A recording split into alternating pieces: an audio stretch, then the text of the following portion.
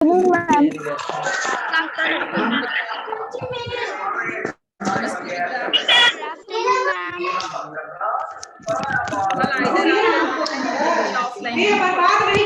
Offline में present हैं, उनमें से किन किन ने ऑनलाइन क्लास किया था या देखा था वीडियो? बस 2 या 3 बच्चे ने। तो ये मान के चलिए कि कल हम लोग आधा चैप्टर 4 जो है, जिसमें हमने socially deprive physically challenge children को पूरी तरह से पढ़ लिया था। तो ऑब्वियसली हम लोग अब आगे बढ़ेंगे। तो या तो आप ऑनलाइन में प्रेजेंट रहे होंगे तो समझ गए होंगे, या फिर आपने वीडियो देखा होगा तो समझ गए होंगे, क्योंकि अब हम लोग उससे आगे बढ़ने वाले हैं। ठीक है, कुछ बच्चों ने तो किया था, कुछ बच्चों ने नहीं किया था। अगर आपको लगेगा कि आधा हम लोग नहीं समझ पाए चैप्टर, तो पीछे का वीडियो जो है उसको टाइम मिले तो देख लीजिएगा। आप तो कल भी आए थे, आज भी आए हैं, क्यों नहीं? इनको पूछ रही हूँ। विवेक, आप कल भी आए थे, आज भी कैसे आ गए?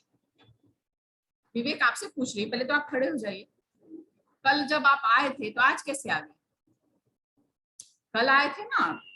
अभी तो इन्फॉर्मेशन आपको स्कूल से नहीं मिला है कि रोज आना है, मिला है? नहीं मिला है ना? नहीं पता क्या होता है, कोई भी इन्फॉर्मेशन स्कूल से जाता है ना, उसके अकॉर्डिंग ही काम करेंगे ना, कि हम अपने मन से जब मन करेगा चल देंगे। चिड़िया बाजार नहीं। आपको जब तक इन्फॉर्मेशन नहीं जाता है कि पर डे आना है, तब तक नहीं आना है। आपका जिस दिन टर्म है, आपके रोल नंबर के अकॉर्डिंग ही आपको आना है। ठीक है, ध्यान रखिएगा। चलिए, कल हम लोगों ने पढ़ा था फिजिकली चैलेंज चिल्ड्रन। इसमें सलोनी का हमने एग्जाम्पल देखा था, बीमारी के बारे में पढ़ा था कि सेरेब्रल पैल्सी जो है वो क्या होता है। आज हम लोग पढ़ेंगे inclusive education. Inclusive education, anyone who define inclusive education from offline class? Vivek, Utsav, and what's your name? Shayan Abdullah. Very good. Shayan Abdullah, बताइए, what is inclusive education?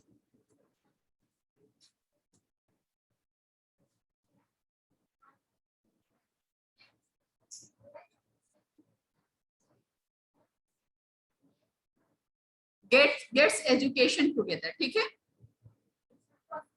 Normal child and special child. Simply अगर आपको definition देना, define करना है, तो inclusive education includes the education of both natural and special child. दोनों बच्चों को अगर साथ में, दोनों तरह के बच्चों को साथ में पढ़ाया जाता है तो उसी को इंक्लूसिव, है ना, इंक्लूड करना। क्या फायदा मैंने नहीं पूछा, मैंने डेफिनेशन पूछा है, मैंने डिफाइन करने के लिए पूछा। ठीक है बेटा,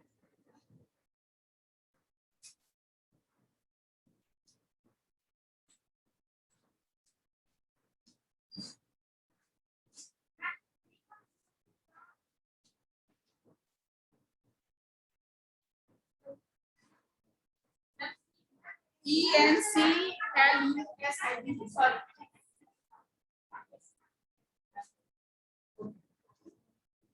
Expert dealing with physically challenged children advise that these children must be integrated with other children. जो फिजिकली चैलेंज चिल्ड्रन हैं, उनको अगर सिर्फ उन्हीं के जैसे बच्चों के साथ पढ़ाया जाए, उन्हीं के जैसे बच्चों के साथ रखा जाए, तो वैसे में वो उनको दुनिया की समझ नहीं होगी, उनको पता ही नहीं चलेगा कि नॉर्मल लाइफ क्या होता है। वो अपने जैसे ही बच्चों को देखेंगे। अगर कि किसी का पैर नहीं है, किसी का हाथ नहीं है, सब लोग डिसेबल है, तो सब लोग उसी लेवल से काम कर रहा है, वर्क कर रहा है, तो उनमें ये इच्छा नहीं होगी कि हम बहुत अच्छा करें। बट जब वो नॉर्मल बच्चों को देखेंगे, नॉर्मली सारा कुछ करते देखेंगे, फास्ट वर्क करते देखेंगे, तो वो भी चाहेंगे कि हम भी नॉर्मल रूप में वर्क कर सकें।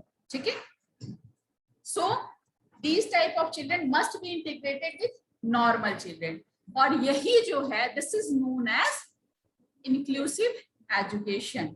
ठीक है, जो नॉर्मल बच्चों के साथ इनको थोड़ी देर के लिए ही, एक पीरियड के लिए ही, या फिर वीक में एक दिन के लिए ही पढ़ाया जाता है। इनका स्कूल तो अलग होता है, बट अगर थोड़ी देर के लिए या फिर किसी विजिट पे ले गए या फिर वीक में एक दिन पढ़ाया, इसको कहते हैं inclusive education. They should be sent to a normal school. When they interact with other children, they develop confidence and understanding. अगर वो नॉर्मल चाइल्ड के साथ रहेंगे तो वो भी कॉन्फिडेंट होंगे और नॉर्मल चाइल्ड का बिहेवियर उनके प्रति अच्छा रहेगा। विवेक को बहुत खुशी आ रही है, क्या बात है? हंसना चाहिए, बिना मतलब के हंसने वाले को क्या कहते हैं?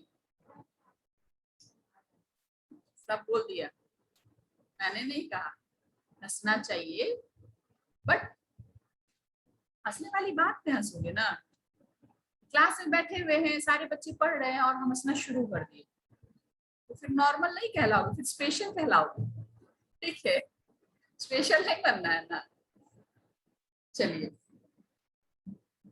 when they interact with other children, they develop confidence and understanding. It automatically enhances their learning abilities. इससे क्या होगा? उनकी learning abilities है। बिल्कुल डिसेबल लोगों के साथ ही रहेंगे तो सारे जो डिसेबल है उनमें कुछ ना कुछ कमी होगी तो उसी को देखेंगे। बट जब वो नॉर्मल को देखेंगे और उनका देखेंगे कि हाँ ये इतना फास्ट वर्क करते हैं, इतना फास्ट स्टडी करते हैं, तो वो भी उनकी जैसा बनने की कोशिश करेंगे और उनकी लर्निंग एबिलिटी जो है, लर्निंग एबिलिटी मींस पढ़ने लिखने की जो क्षमता है, योग्यता है, वो इनहांस होगी, मतलब बढ़ेगी। ठीक है। They overcome hurdles like shyness and hesitation. उनमें जो हेजिटेशन होगा, साइनेस होगा। साई मीन्स क्या होता है? साई, साई चाइल्ड मीन्स शर्मीला, शर्मीलापन जो होगा वो कम होगा। जो हेजिटेशन होगा, हेजिटेशन मीन्स क्या होता है? हिचकिचाहट या संकोच करना। कुछ भी क्या होता है? हर्डल्स मीन्स कठिनाइयां, हर्डल्स मीन्स जो भी प्रॉब्लम्स आते हैं, कठिनाइयां होती है, वो हर्डल्स मीन्स होता है। और हेजिटेशन, हेजिटेशन बहुतों को होता है। कई बार क्या होता है, आप लोग को आंसर पता होता है, क्लास में मैम पूछती हैं, सर पूछते हैं, तो आप लोग सोचते हैं पता नहीं मेरा आंसर सही है या गलत है, मैं बताऊं कहीं गलत तो नहीं हो जाएगा। तो ये इसको कहते हैं हेजिटेशन। ठीक है, गलत हो जाएगा तो क्या हो जाएगा, कोशिश तो की ना हमने, है ना। तो ये जरूरी है कि हमने कोशिश की। ठीक है, तो हेजिटेट नहीं होना है, शर्माना नहीं। तो इनके अंदर भी जो हेजिटेशन होता है, साइनेस होता है, वो नॉर्मल बच्चों के साथ, जब नॉर्मल बच्चों को देखते हैं कि सारा काम नॉर्मली कर रहे हैं, तो वो भी नॉर्मल होने की कोशिश करते हैं और उनकी जो एबिलिटी होती है हर तरह की, वो इनहांस होती है। Children with physical challenge have difficulty in forming relationship with other because of their physical limitation. ऐसे बच्चे जिनमें कोई कमी होती है, फिजिकल लिमिटेशन मतलब कहीं से कोई लिमिटेशन है, कहीं नॉर्मल नहीं है, कोई भी अंग नॉर्मल नहीं है। अगर आइदर हैंड में प्रॉब्लम है, लेग में प्रॉब्लम है, फेस में प्रॉब्लम है या वॉइस में प्रॉब्लम है, किसी भी ढंग का जो डिसेबिलिटी होता है, उसी उन्हीं बच्चों को फिजिकली चैलेंज। अगर शारीरिक रूप से कोई कमजोरी है तो उसको हम लोग कहते हैं फिजिकली चैलेंज चिल्ड्रन। ठीक है, तो उनको डिफिकल्टी होती है in forming relationship. Forming relationship मतलब किसी के साथ भी क्या है, नीचे रखो ना उसको, बैग को। अब तो डबल डबल बच्चों को बैठाना ही होगा, तो भाई हैबिट डालिए।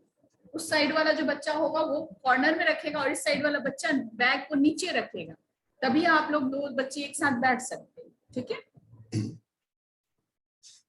तो उनको परेशानियां होती हैं इन फॉर्मिंग रिलेशनशिप बनाने में दिक्कत होती है, क्योंकि वो लगता है कि अरे उसका सारा कुछ सही सलामत है, मेरे में ये कमी है, कहीं वो मुझ पे हंस ना दे, इसलिए वो लोग शर्माते हैं, झिझकते हैं लोगों से बात करने में। तो जब बचपन ऐसा ही गुजरा कि अपने जैसे ही लोगों को देख के गुजर जाएगा, तो फिर और मुश्किल होगा उनको नॉर्मल लोगों से बातचीत करने में। तो बचपन से ही अगर उनको इंक्लूसिव एजुकेशन दिया जाता है, नॉर्मल बच्चों के साथ रखा जाता है, तो उनका ये जो प्रॉब्लम है वो खत्म हो जाएगा। Inclusive education will automatically help them to form relation with other students, teachers, staff members etcetera. ठीक है, inclusive education also benefits other student. इससे सिर्फ इनका ही फायदा नहीं है, जो फिजिकली चैलेंज्ड है या स्पेशल चाइल्ड है, सिर्फ उन्हीं का फायदा नहीं है, इससे जो नॉर्मल चाइल्ड है, नॉर्मल बच्चे हैं, उनको भी फायदा है। क्या फायदा है? आप में ह्यूमैनिटी डेवलप होती है, मानवता डेवलप होती है, आप में सेंसिटिविटी डेवलप होती है कि आप उस लिमिटेशंस वाले बच्चों को देखते हैं और उस पे हंसते नहीं हैं, उसको हेल्प करने की कोशिश करते हैं, उससे दोस्ती करते हैं, तो इससे अंडरस्टैंडिंग डेवलप होती है। ठीक है, they not only develop understanding of needs of special children but also develop a caring and sympathetic attitude towards them. Caring भी हो जाते हैं वो और सिंपैथेटिक भी हो जाते हैं, संवेदनशील भी हो जाते हैं कि देखो इसको ये प्रॉब्लम है, इस प्रॉब्लम के बावजूद इसने ऐसा किया या ऐसा किया, तो वो इस ढंग का रिलेशनशिप डेवलप करते हैं। This brings a great change in the society. Everyone realize the problems that special children face and work towards making their life happier. तो जब बचपन से आप ऐसे बच्चों को देखते हैं तो आपको उन पे हंसी नहीं आती, आपको लगता है कि देखो मैं नॉर्मल हूँ, मुझमें कोई कमी नहीं है, इस बच्चे के साथ ये प्रॉब्लम है, इसके हैंड में प्रॉब्लम है या लेग में प्रॉब्लम है या वॉइस क्लियर नहीं है, आइदर ये सुन नहीं पाता या देख नहीं पाता, इस ढंग की दिक्कत है, फिर भी ये हमारे साथ बैठ रहा है, हमारे साथ कर रहा है, तो आप में एक केयरिंग सिंपैथेटिक एटीट्यूड डेवलप होता है, जो गुड ह्यूमन बीइंग बनने के लिए भी बहुत जरूरी है, सोसाइटी में आपको सक्सेसफुल बनने के लिए बहुत जरूरी है। ठीक है, क्योंकि सोसाइटी में हर तरह के लोग हैं, जब तक आप सारे तरह के लोगों के साथ एडजस्टमेंट नहीं करेंगे तब तक सक्सेसफुल नहीं हो सकेंगे। बहुत सारे बच्चों ने हैंड रेज करके रखा है ऑनलाइन में, एक बार पूछ लेती हूँ क्या दिक्कत है। अदिति बोलो, क्यों हैंड रेज किया है? बोलो अदिति सिंह, नहीं बोलना है, क्या बोल रहे हो बेटा? अदिति आपकी आवाज नहीं आ रही। चलो आराध्या वर्मा बोलो, क्या बोलना है? आराध्या वर्मा, आवाज जा रही है ना मेरी? कोई दिक्कत नहीं है? बोलो बेटा, आवाज जा रही है? नहीं आ रही है? ठीक है, चलिए अब है नेक्स्ट टॉपिक जो है, जो क्वेश्चन आंसर फॉर्म में भी आता है। उत्सव बोलिए, क्या बोलना चाहते हैं? क्या बेटा? फार पर है, पार नहीं है, एज पर, जैसा कि, एज पर नॉर्म्स है ना, पर है, ये पार नहीं होता। ये physically challenge children can function at par with the normal children. Physically challenge children भी वर्क कर सकते हैं एज पर, मतलब ठीक वैसे ही जैसे कि नॉर्मल बच्चे करते हैं, अगर उनको क्या नीड है, दे जस्ट नीड। यहाँ पे 4 चीजों की बात की गई, ये क्वेश्चन आंसर फॉर्म में भी आता है, इसलिए इन चारों पॉइंट्स को आप लोग याद कर लेंगे।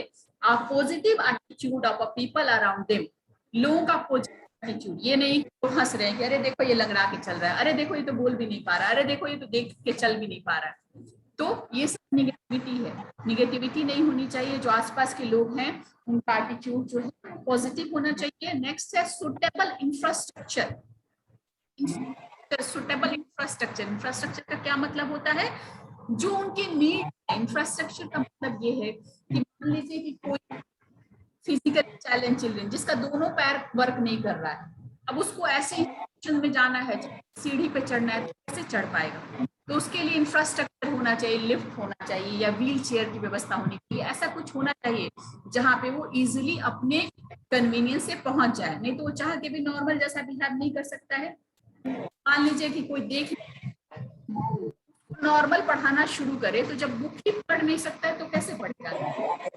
कि व्यवस्था होनी चाहिए, जो सुन नहीं सकता उसको आप बोल बोल के पढ़ाना शुरू करेंगे तो कैसे पढ़ेगा, जो सुन ही नहीं सकता? इसके लिए आपको साइन लैंग्वेज होगा, है ना। इंफ्रास्ट्रक्चर, सारी व्यवस्था उनके पास होनी चाहिए जिसकी नीड उनको, ठीक है, समझ गए? इंफ्रास्ट्रक्चर, सुटेबल इंफ्रास्ट्रक्चर, जो उनको सूट करे वैसा इंफ्रास्ट्रक्चर होना चाहिए ताकि उनके सारे नीड्स फुलफिल हो सके। थर्ड है therapist to help and guide them. बोलो, अब तो मैं बता ही रही हूँ तो तुम बीच में क्यों पूछते हो? अभी तो हम लोग पढ़ रहे हैं ना, तो मैं बता ही रही हूँ। जब मैं लास्ट में मौका देती हूँ आप लोग को कि अगर पूछना है तो पूछो, तो उस टाइम पूछना चाहिए। अच्छा बिहेवियर नहीं है कि आप क्लास को डिस्टर्ब करके बीच में पूछेंगे। जो चीज मैंने पढ़ाया ना उसके बारे में तुम पहले से कैसे पूछने लगते हो? अभी तो मैं वो लाइन बता रही हूँ ना, बताने के बाद भी नहीं समझ में आएगा तो पूछोगे ना। इसके पहले भी तुमने पर पूछा, वहां तक हम लोग पहुंचे भी नहीं थे। ज्यादा स्मार्ट बनने की आवश्यकता नहीं उत्सव, कम बनो, ठीक है। आपको एक मौका दिया जाता है ना, इसके बाद नहीं समझ में आया तो आप पूछिए, दिया जाता है ना। तो बीच में टोकने की क्या आवश्यकता, आप बीच में टोकेंगे तो क्या हम लोग पढ़ पाएंगे, अपने सिलेबस के अकॉर्डिंग बढ़ पाएंगे? नहीं बढ़ पाएंगे ना। हर दिन आपको 5 मिनट का समय दिया जाता है लास्ट में पूछने के लिए, दिया जाता है ना, उस टाइम आप पूछिए और वेट तो करिए। अभी तो मैं वो पढ़ा नहीं जा रही, उसके पहले ही आपने पूछ लिया। मैं नहीं बताती फिर आप पूछते तो एक बात समझ में आती। कुछ चीजों को ध्यान में रखिए, बहुत ज्यादा स्मार्ट बनने के चक्कर में भी ज्यादा, हाँ वो उसको ओवर स्मार्ट कहते हैं, वो नहीं बनना है, ठीक है। चलिए, थेरेपिस्ट, थेरेपिस्ट कौन होते हैं? जो थेरेपी करते हैं। मान लीजिए कोई स्पेशल चाइल्ड, हमने शुरू में ही पढ़ा, कल पढ़ा, अगर आपने ऑनलाइन क्लास किया तो थेरेपिस्ट के बारे में कल भी मैंने बताया था। जो थेरेपी करते हैं, जैसा हमारा प्रॉब्लम है उसके अकॉर्डिंग हमको ट्रीटमेंट जो देता है उसी को थेरेपिस्ट कहते हैं। तो थेरेपिस्ट भी चाहिए हमें हमारे अकॉर्डिंग, ताकि हम बोल नहीं पा रहे, हम चल नहीं पा रहे हैं, तो हमको उसके अकॉर्डिंग हमें मदद मिल सके, वो होते हैं थेरेपिस्ट। जो एक तरह से समझो डॉक्टर होते हैं। तो डॉक्टर तो फिजिकल अगर कोई प्रॉब्लम है आपको इंटरनल तो उसका ट्रीटमेंट करते हैं, बट जो ऐसा प्रॉब्लम है जो लाइफ लॉन्ग चलने वाला है, लेकिन उसको भी उस ढंग से सुटेबल बना देना कि हम अपने काम लायक बन सके, वो लोग जो ट्रेन होते हैं वो थेरेपिस्ट कहलाते हैं।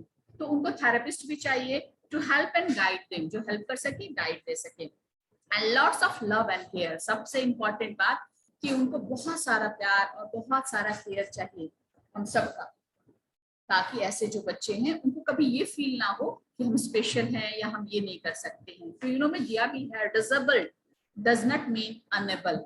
डिसेबल्ड है मतलब शरीर में कुछ कमी है, it means it does not mean, इसका ये मतलब नहीं है कि वो कुछ नहीं कर सकते। अनेबल मतलब कुछ नहीं कर सकते, अनएबल योग्य नहीं है, ऐसा नहीं है। डिसेबल है, शरीर में कमी है, बट फिर भी वो बहुत कुछ कर सकते हैं। और इसका जीता जागता एग्जाम्पल, बहुत बड़ा एग्जाम्पल आपके सामने स्टोरी में दिया हुआ है हेलन केलर का। Helen Keller is a symbol of courage, ये साहस का सिंबल है ना। इतना साहसी भी कोई हो सकता है, इतने सारे फिजिकल लिमिटेशंस के बावजूद।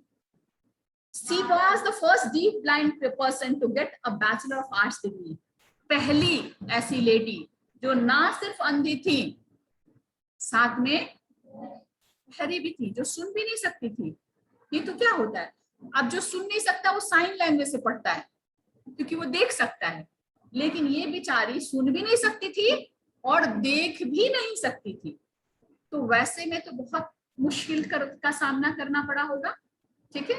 जो देख नहीं सकते हैं वो सुन सकते हैं, उनको बताया जाता है कि ये देखो ये ब्रेल स्क्रिप्ट है, यहाँ पे ये जो उभरा हुआ ये ऐसे है। लेकिन जो देख भी नहीं सकता, सुन भी नहीं सकता है, उसके लिए ब्रेल स्क्रिप्ट का भी मायने नहीं है और साइन लैंग्वेज का भी मायने नहीं है। फिर भी इन्होंने अपना करेज रखा और बैचलर ऑफ आर्ट्स की डिग्री ली। She wrote over 12 books and many articles. ना सिर्फ ग्रेजुएट बनी बल्कि बहुत सारे बुक्स लिखे, अपने जो प्रॉब्लम्स थे उससे रिलेटेड इन्होंने बहुत सारे बुक्स लिखे जो वर्ल्ड फेमस बुक्स थे। बहुत सारे आर्टिकल्स लिखे, उनके कुछ फेमस बुक का नाम दिया। और famous book are the story of my life, the world I live in, light in my darkness. ये स्टोरी जो है इनकी बहुत ज्यादा फेमस है। लाइट इन माय डार्कनेस मतलब मेरी लाइफ में तो डार्कनेस है, बट उसमें लाइट कहाँ से आया, कैसे मैंने शुरुआत की। उन्होंने अपनी पूरी जीवनी लिखी ऑटोबायोग्राफी में। हाँ, अपने बारे में जो लिखते हैं उसको ऑटोबायोग्राफी कहते हैं। She worked hard to make the life of people like her better. उन्होंने बहुत कोशिश की ताकि उनके जैसे जो लोग हैं, जैसे ब्रेल, लुइस ब्रेल ने ब्रेल स्क्रिप्ट बनाया था, उनको लगा कि अंधे लोगों को कितनी परेशानी होती है, उन्होंने समझा और उन्होंने एक स्क्रिप्ट को इन्वेंट कर दिया ताकि अंधे लोग उससे पढ़ सकें, ठीक है। तो इन्होंने भी बहुत कुछ किया कि इनके जैसे, ए लड़का हमारी बदमाशी नहीं खत्म हुई है, सीधा बैठो। This world famous author also became a political activist, lecturer and humanitarian. ऐसा नहीं है कि वो सिर्फ एक ऑथर ही थी, इसके अलावा वो बहुत बड़ी पॉलिटिकल एक्टिविस्ट भी बनी, मतलब राजनीति के क्षेत्र में भी इन्होंने बहुत ज्यादा योगदान दिया साथ ही लेक्चरर बनी, पढ़ाती थी बच्चों को, और ह्यूमनिटेरियन मतलब बहुत बड़ी मानवतावादी, ह्यूमन से आया है ह्यूमनिटेरियन, जो मानवतावादी हो, है ना, जो इंसानियत को समझने वाला इंसान हो, उसको कहते हैं ह्यूमनिटेरियन। तो ये सारी चीजें इनमें, ये सारी क्वालिटी थी। इतनी सारी डिसेबिलिटी के बावजूद एक नॉर्मल आदमी से बहुत ज्यादा फेमस हुई, बहुत ज्यादा कुछ किया इन्होंने, ठीक है। इसलिए हम लोग कह सकते हैं कि disabled does not mean unable, ठीक है। अब हम लोग देखेंगे सोशली डिप्राइव्ड चिल्ड्रेन। आवाज जा रही है ऑनलाइन वाले बच्चे? समृद्धि ज्ञानिता, समृद्धि ज्ञानिता राज, हैंड रेज किया आपने। मैम आपकी वीडियो बीच बीच में रुक जा रही है। मेरी वीडियो बीच बीच में रुक नहीं रही होगी, आपका नेटवर्क इश्यू होगा आज, इसलिए रुक रही होगी, क्योंकि यहाँ पे प्रॉब्लम नहीं है ना आराध्या? प्रॉब्लम नहीं है ना आज? अदिति, अदिति आज प्रॉब्लम तो नहीं नेट का?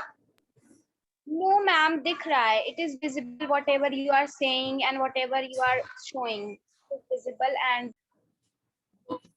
नेक्स्ट है हमारा सोशली डिप्राइव्ड चिल्ड्रन। ये लोग भी स्पेशल हैं, ये फिजिकली चैलेंज नहीं है, इनके शरीर में कोई कमी नहीं है, शारीरिक रूप से इनमें कोई कमी नहीं। सीधा बैठो बेटा, नींद आ रही है, ऐसा करना, कल से स्कूल मत आना, ठीक है, घर पे सोना। 1.5 साल सोए हो, 1.5 साल और सो, 10th में जाना तो सीधे स्कूल आना। जब आते आते नींद आ रही है, बहुत ज्यादा जरूरी है कि डिसिप्लिन में रहना। स्कूल यही सिखाता है, पढ़ाई तो घर से भी ऑनलाइन हो रही थी, उतना जो खर्च होता है स्कूल आने में, आने जाने में परेशानी होती है, उतने में तो घर में ट्यूटर रख के भी पढ़ा जा सकता है। लेकिन स्कूल क्यों आते हैं लोग? स्कूल आने के लिए क्यों परेशान रहते हैं? क्योंकि स्कूल आपको डिसिप्लिन सिखाता है। स्कूल में आपको इतने तरह के लोग मिलते हैं, इतनी तरह की बातें आप सीखते हैं, आप फ्रेंड से भी बहुत कुछ सीखते हैं, बैठना सीखते हैं, डिसिप्लिन सीखते हैं, टाइम पे खाना, पंक्चुअलिटी सीखते हैं। घर पे क्या है, जब भूख लगी उठाओ, चाय बिस्किट खा लो, मिक्सर खा लो, खाना खा लो, मम्मी खाना दो। स्कूल में जब चाहे खाना खा सकते हैं? नहीं खा सकते हैं। लंच ब्रेक का वेट करना है, तो यहाँ पे आप में पेशेंस डेवलप होता है, ठीक है। अब हैबिट छूटी हुई है 1.5 साल से इतने घंटे बैठने की, स्कूल में आ रहे कमर दर्द कर रहा है, लेकिन फिर भी बैठे हुए बेंच पे, क्योंकि डर है, लेट तो सकते नहीं है। तो ये पेशेंस है, ये डिसिप्लिन है, स्कूल आपको सिखा रहा है। स्कूल में आके ही आप सीख सकते हैं। क्लासेस नहीं होते थे तो आप क्या करते थे, सो के उठते थे, चलो ऑनलाइन क्लास तो है, ऐसे भी ब्रश किए चाहे नहीं, कुछ किए चाहे नहीं, अपना बैठ गए लेके क्लास में। जो टीचर थोड़ा स्ट्रिक्ट है उसमें थोड़ा कैमरा ऑन किया, नहीं तो ऑफ करके अपना लेट के सुन रहे कहानी की तरह। वहां पे डिसिप्लिन नहीं था। लेकिन अब आपको स्कूल आना है तो अर्ली मॉर्निंग उठना ही होगा, नाश्ता करना होगा, मम्मी को भी लंच बनाना होगा और लेके स्कूल आना होगा, यूनिफॉर्म पहनना होगा, ऐसा नहीं कि कुछ भी पहन के बैठ गए। तो ये सारा कुछ आपके अंदर भरता है स्कूल, इसलिए जरूरी है स्कूल। और इतना कुछ आप लोग खो चुके हैं। 1.5 साल कम नहीं होता है, बहुत ज्यादा होता है। और उसके बाद सही में तुमको कुछ प्रॉब्लम है, सीधा बैठो। उसका क्या नाम है? दीपेश। दीपेश, हाँ सीधा बैठ सकते हो या कमर टूटा हुआ है? हाथ सीधा करो, हाथ नीचे करो बेंच से। कोई दिक्कत है उसको? हाथ हटाओ, बुक पर से हाथ हटाओ, हाँ, और सीधा बैठो। बैठना सीखिए। अभी 4 घंटे 4.5 घंटे का स्कूल चल रहा है, 9:20 में आप लोग पहुंच रहे हैं और फिर 1:45 पे छुट्टी हो जा रही है। मुश्किल से 4.5 घंटे का स्कूल चल रहा है। इमेजिन करिए कि जब 8 पीरियड्स के स्कूल चलेंगे तो क्या होगा। डेवलप करिए अपने अंदर पेशेंस, ऑब्वियसली। तो ये जरूरी है। नहीं तो आप सोचिए, जो बहुत ज्यादा पैसे वाले लोग हैं वो क्यों भेजते अपने बच्चों को स्कूल? नहीं भेजते। घर में 8 सब्जेक्ट है तो 8 ट्यूटर रख देते और 8 ट्यूटर उनको पढ़ा लिखा के प्रकांड पंडित बना देता। लेकिन फिर वो दुनिया नहीं समझ पाते। स्कूल हम आते हैं तभी तो सब कुछ सीखते हैं ना, हमें पेशेंस डेवलप होता है, हम डिसिप्लिन होते हैं, हम पंक्चुअल होते हैं, हम लोगों को रेस्पेक्ट करना सीखते हैं, हम कम्युनिटी लिविंग में रहते हैं। शेयरिंग, कैसे बेंच को हम लोग शेयर करते हैं, है ना। कैसे हम लोग लाइन से जाते हैं, कैसे लाइन से आते हैं, ये सारा कुछ हम लोग स्कूल में सीखते हैं। हाँ बेटा बोलिए। पंक्चुअल मतलब नियमित समय पे काम करना, उसको पंक्चुअल कहते हैं, ठीक है। तो जब आप स्कूल आ रहे हैं, इतनी हिम्मत कर ही रहे हैं, तो अगर कमर टूटा हुआ हो या कमर दर्द की समस्या हो गई है, बुढ़ापा आ गया है बचपन में ही, तो घर में रहिए। ऐसे आके क्लास को डिस्टर्ब करने की आवश्यकता नहीं है, ठीक है। समझ गए ना? ऐसा नहीं चलेगा। क्लास में आए और कोई बेंच पे सिर वो तो मैं ऑनलाइन में भी नहीं करने देती थी आप लोग को, शायद आप लोग नहीं हुआ करते थे क्लास में। नीलम मैम पढ़ाती थी, मैं DEF को पढ़ाती थी, तो इतना बच्चे जानते हैं DEF की, जो बच्चे अभी ऑनलाइन में हैं वो जानते हैं कि मैं कभी भी कैमरा ऑफ वाले बच्चे को नहीं पढ़ाती थी, उन लोग को मैं रिमूव कर दिया करती थी, इसी वजह से कि बच्चे डिसिप्लिन में बैठा करे कम से कम। हाँ, तो आगे बढ़ते हम लोग सोशली डिप्राइव्ड चिल्ड्रन के बारे में कहते हैं। ये लोग भी स्पेशल है, फिजिकली इनमें कोई कमी नहीं है, बट सोशली ये हमारे लेवल के नहीं है, क्योंकि इनके पास पैसे नहीं है। हम लोग स्कूल पढ़ने आ पाते हैं, इसलिए आ पाते हैं क्योंकि हमको खाने की कमी नहीं है, हमको पहनने के लिए कपड़े की कमी नहीं है, हमको रहने के घर की कमी नहीं है। अगर हमारे पास खाने के लिए नहीं हो तो क्या हम स्कूल आ पाएंगे? पहले तो खाने का सोचेंगे ना। घर नहीं हो रहने के लिए तो क्या हम स्कूल आ पाएंगे? नहीं आ पाएंगे। तो इन लोगों के पास नहीं है, जो डिप्राइव्ड है, जिनके पास कमी है, तो वो भी स्पेशल हुए, क्योंकि कहीं ना कहीं हमसे अलग हैं। They are the children who are deprived of the right to live a decent life. एक decent life बिता नहीं पाते हैं ये। They spend their life either on the streets or in the slums. उनका लाइफ कहाँ बीतता है? मैक्सिमम लोगों के पास घर नहीं होता है, जो कूड़ा कचरा चुनते हैं उनके पास अपना घर नहीं होता है, कहीं भी, कभी किसी बस्ती में, कभी फुटपाथ पे, कभी स्टेशन पे, जहां भी मिलता है रात वो लोग बिता लेते हैं, है ना। फिर पुलिस मार के डंडा भगा दिया, या कभी कहीं स्लम बना लिया। मतलब स्लम बनाने का मतलब कि अपना जमीन नहीं है, कहीं भी झोपड़ी लगा लिया, चलो सरकार गिराएगी तो गिराएगी, तब तक हम लोग झोपड़ी बना के उसमें सो जाते हैं, ठीक है। तो स्लम एरियाज में रहते हैं, और most of them are miserable, neglected and need help. उन लोगों में निश्चित रूप से बहुत तरह की कमियां हैं, वो पूरी तरह से नेग्लेक्टेड है। इवन उनके मम्मी पापा भी उनका केयर नहीं कर पाते हैं, क्योंकि वो कैपेबल ही नहीं है, खुद का पेट नहीं भर पाता है। किसी तरह से खुद का पेट भरते हैं, बच्चों को भी कमाने भेजते हैं, बच्चों को चुनने भेजते हैं कि चलो कूड़ा कचरा में से कुछ रिसाइकलेबल चीजें चुन के लाओ, ताकि उसको रद्दी वाले को बेचे हम लोग, या कहीं से भीख मांग के लेके आओ। तो ऐसे कंडीशन में पॉसिबल नहीं है उनकी डिसेंट लाइफ, ठीक है। रजनी एक 12 year old बच्ची है। She moved around the flirty clothes in the crowded market area with a big gunny bag. She picks up waste papers, bottles, boxes or anything that can be recycled. एक story है, जैसे आपने सलोनी की story देखी, उसी तरह से एक रजनी नाम की बच्ची है, फोटो आपके सामने है। तो वो जो है फटे चिटे कपड़े में क्राउडेड मार्केट में, क्योंकि क्राउडेड मार्केट में क्या होता है, हम लोग जैसे बड़े बड़े जो लोग होते हैं जिनके पास पैसे की कमी नहीं है, कुछ टूट गया फूट गया फेंक दिए, पेपर फेंक दिए, बोतल्स पानी पिए फेंक दिए, वो प्लास्टिक की चीजें जो रिसाइकलेबल होती हैं, पेपर्स जो रिसाइकलेबल है, कुछ लोहे वोहे का टॉय जो रिसाइकलेबल है, हम लोग फेंक देते हैं, उसको लोग चुनती है क्राउडेड जगह से जाके, और या फिर कूड़ा कचरा के ढेर से जाके चुनती है, और बड़ा सा उसका बैग है उसमें रखती है, और उसको ले जाके रद्दी वाले के पास बेचती है। 2-4-10 रुपए जो मिलते हैं उससे किसी तरह से पेट भरती है। तो क्या हम ऐसे बच्चों से उम्मीद कर सकते हैं कि वो आके स्कूल में पढ़ ले दिन भर? क्योंकि उसको तो पहले पेट भरने की चिंता होगी, किसी तरह से हमारा पेट भरे। भूख लगी होगी तो क्या पढ़ने का मन होगा? किसी का नहीं होगा। तो ये सब बेसिक नेसेसिटीज हैं, पहले वो फुलफिल होंगी तभी कुछ और फुलफिल हो सकता है, ठीक है। She sells the contents of her bag to the Raddi wala every evening. Rajni longs to go to school dressed in a neat uniform and carrying her books. Can she fulfill her dreams? उसका सपना है कि मैं भी बच्चों को जब देखती हूँ तो उसकी भी इच्छा होती है कि काश मैं भी अच्छे कपड़े पहनती, मैं भी अच्छे अच्छे खाना खाती, बैग लेके स्कूल जाती, ये उसका ड्रीम है। तो क्या ये उसका ड्रीम फुलफिल हो सकता है और कैसे हो सकता है, कल हम लोग देखेंगे। आप लोग कल नहीं आएंगे तो आप लोग ऑनलाइन में देखेंगे, ये हम लोग रिपीट नहीं कर रहे हैं, आपको इतने दिनों में पता चल गया होगा कि हम लोग पढ़ रहे हैं, उसके बाद आगे बढ़ रहे हैं। तो अगर आप ऑनलाइन नहीं देखेंगे तो आपका इसके बाद का छूटेगा, ठीक है।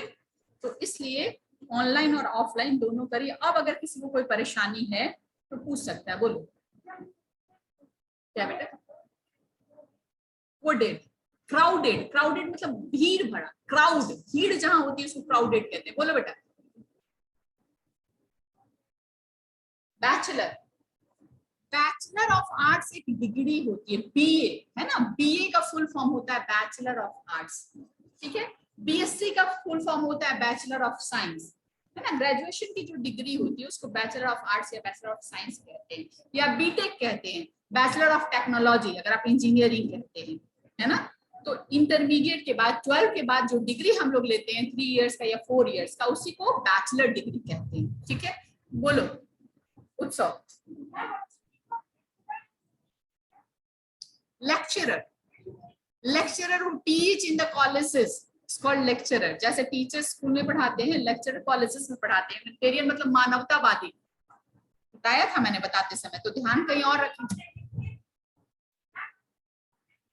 नेग्लेक्टेड मतलब उपेक्षित, जिसको नेग्लेक्ट कर दिया गया वो जाता हो, वो नेग्लेक्टेड। बोलो विवेक। फ्लर्टी, फटा चिटा, बोलो।